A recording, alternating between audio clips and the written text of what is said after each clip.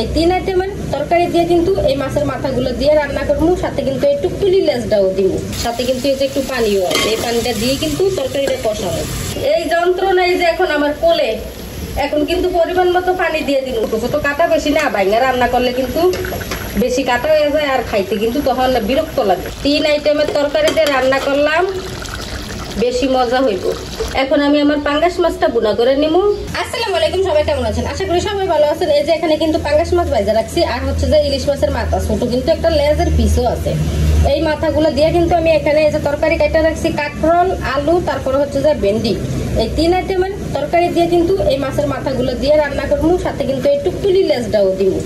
আর এই পাঙ্গাস মাছগুলো কিন্তু আমি বুনা করবো, এই পাঙ্গাস মাছের মাথাও এই পিসের সাথে দিয়ে বুনা করবো।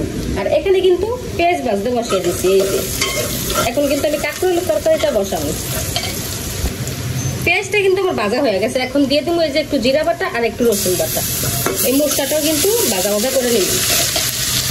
মশলাটা আমার অনেক সুন্দরভাবে ভাজা ভাজা হয়ে গেছে।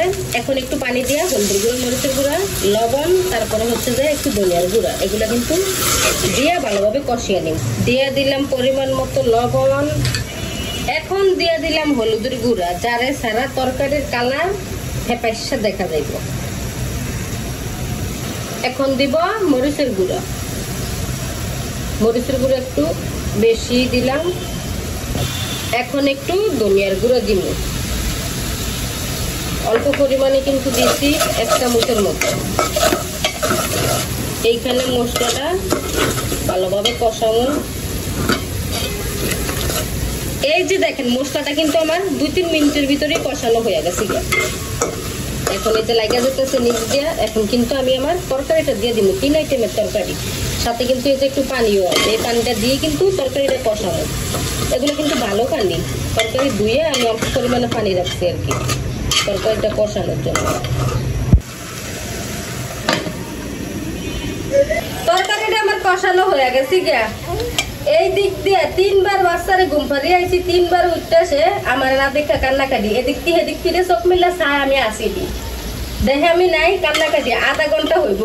তরকারি কিন্তু আমার আরো আগে কষানো হয়ে গেছে। আমি কিন্তু চুলার আঁচ কমিয়ে রেখে ওর কাছে 3বার ঘুম পাড়িয়ে আসছি, ওই উঠা যায়, বারবার উঠা যায়। এই যন্ত্রণাই যে এখন আমার কোলে, এখন কিন্তু পরিমাণ মতো পানি দিয়ে দিল। এই যে পরিমাণ মতো জল দিয়ে দিলাম, জল একটু কমিয়ে দিছি আমি, কারণ আমার তরকারি কিন্তু সিদ্ধ হয়ে গেছে। এটা অনেকটা সময় আমি কষাইতেছি। ওই যে বললাম না, বারবার কমিয়ে রেখা যাই আমার জান পাখির কাছে। জান পাখি আর ঘুমায় না, ওই চোখ মেলা যদি একবার দেখে আমি পাশে নাই, তারপর আর ঘুমাইবো না। ঘুম পাড়িয়ে রাইখা আসলো, ওই বারবার কিছুক্ষণ পরপর চোখ মেলা চাইবা আসিনি। এখন কোলে উঠতে শান্তি হইতেছে। এখন কিন্তু মাছের মাথাগুলো দিয়ে দিমু। কি কষ্ট যে হইতেছে আমার রান্না করতে জানেননি, কোলের থেকে একটু নামিয়ে দাঁড়াও করাইতে পারতাছি না। এই যে মাছের মাথাগুলো দিয়ে দিছি। আর আমি মনে করি কি জানেননি, এই মাথা কিন্তু বাইঙ্গা রান্না করার থেকে, মানে ইলিশ মাছের মাথাটা বাইঙ্গা রান্না করার থেকে এরকম আস্তা দিয়ে রান্না করলে কিন্তু ভালো হয়। আর এগুলো বাড়ি ছোট ছোট কাটা বেশি না, বাইঙ্গা রান্না করলে কিন্তু বেশি কাটা হয়ে যায় আর খাইতে কিন্তু তখন বিরক্ত লাগে। এইখান দিয়া এই যে তরকারি কিন্তু আমার রান্না হয়ে গেছে। 3 আইটেমের তরকারি দিয়ে রান্না করলাম, বেশি মজা হইব। এই দেখেন ঝোল কিন্তু বেশি রাখি না, আর বেশি সময় লাগে না আমার, কারণ হচ্ছে যে কষানোর ভিতর তরকারি কিন্তু আমার পুরাই সিদ্ধ হয়ে গেছে। রান্নাটা কেমন হয়েছে অবশ্যই বলবেন। এখন আমি আমার পাঙ্গাস মাছটা বুনা করে নিব। ভিডিওটা আমি এখানেই শেষ করব। সবাই ভালো থাকবেন, সুস্থ থাকবেন, আল্লাহ হাফেজ।